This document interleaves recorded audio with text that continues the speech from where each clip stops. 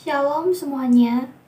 Pada hari ini, aku akan membawakan sharing firman Tuhan yang diambil dari Amsal 6 ayat 12 sampai 19. Sebelumnya, marilah kita mendengarkan Alkitab Suara terlebih dahulu.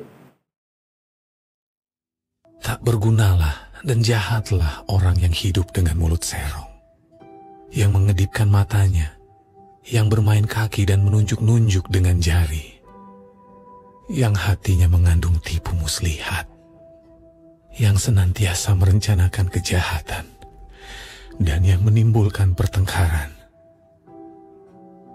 Itulah sebabnya ia ditimpa kebinasaan dengan tiba-tiba. Sesaat saja ia diremukan tanpa dapat dipulihkan lagi. 6 perkara ini yang dibenci Tuhan. Bahkan 7 perkara yang menjadi kekejian bagi hatinya. Mata sombong, lidah dusta, tangan yang menumpahkan darah orang yang tidak bersalah, hati yang membuat rencana-rencana yang jahat, kaki yang segera lari menuju kejahatan, seorang saksi dusta yang menyembur-nyemburkan kebohongan, dan yang menimbulkan pertengkaran saudara. Ada 6 perkara yang dibenci Tuhan, bahkan 7 perkara yang menjadi kekejian bagi hatinya, yaitu mata, lidah, tangan, hati, kaki. 1. Mata sombong. Mata sombong adalah mata yang memandang rendah orang lain, merasa dirinya lebih baik daripada orang lain.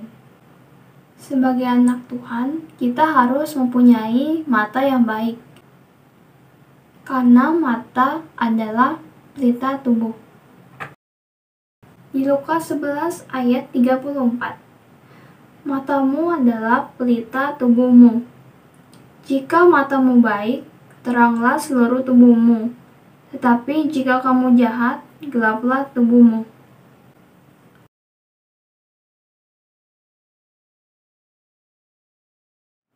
Kedua, lidah dusta. Kita sebagai anak Tuhan harus mengatakan kebenaran. Efesus 4 ayat 25. Karena itu, buanglah dusta dan berkatalah benar seorang kepada yang lain. Karena Yakobus 3 ayat 5. Demikian juga lidah. Walaupun suatu anggota kecil dari tubuh, namun dapat memegahkan perkara-perkara yang besar.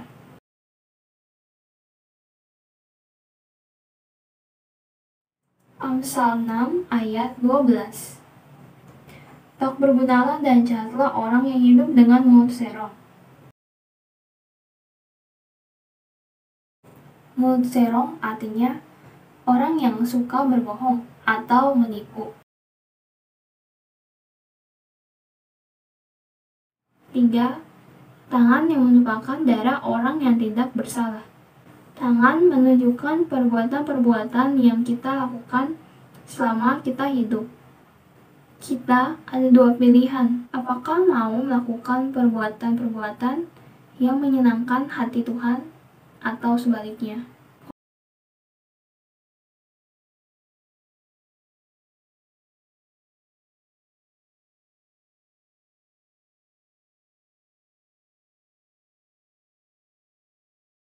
Kolose 2 ayat 23.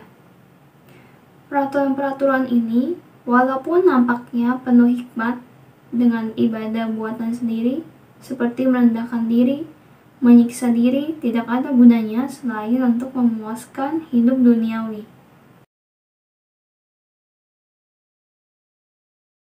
4. Hati yang membuat rencana-rencana jahat. Hati berhubungan dengan pikiran. Kalau hatinya baik, pasti pikirannya baik, dan rencananya pun pasti baik. Amsal 4 ayat 23. Jagalah hatimu dengan segala kewaspadaan, karena dari situlah terpancar kehidupan. Amsal 27 ayat 19. Seperti air mencerminkan wajah, demikianlah hati manusia mencerminkan manusia itu.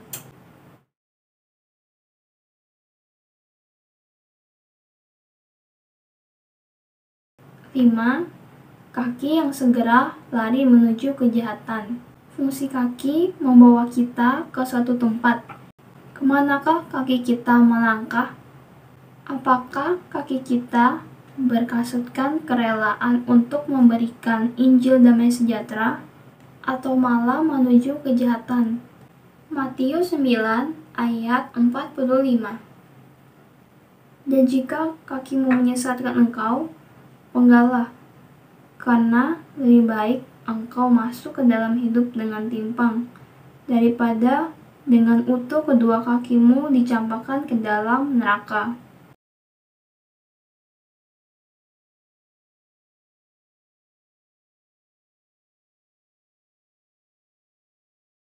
Efesus 5 ayat 15. Perhatikanlah dengan seksama bagaimana kamu hidup. Janganlah seperti orang bebal, tetapi seperti orang arif.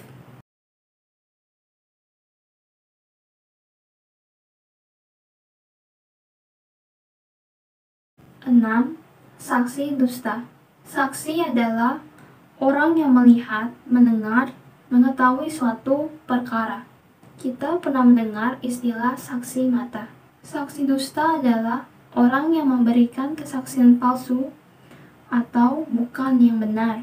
Sebenarnya, saksi dusta melanggar perintah Allah yang ke-9.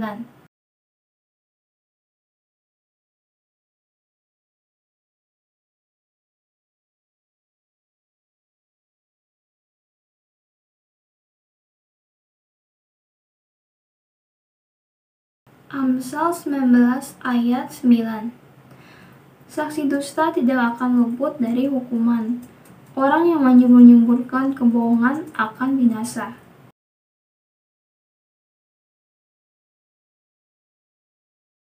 Ketujuh, menimbulkan pertengkaran saudara. Apakah kita suka membeberkan kesalahan orang lain, mengadu domba, memecah belah, atau mendamaikan? 1 Petrus 4 ayat 8. Tetapi yang terutama, kasihilah sungguh-sungguh seorang akan yang lain, sebab kasih menutupi banyak sekali dosa. Kuncinya di sini adalah kasih. Kita perlu kasih Tuhan untuk bisa mengasihi Tuhan dan sesama kita.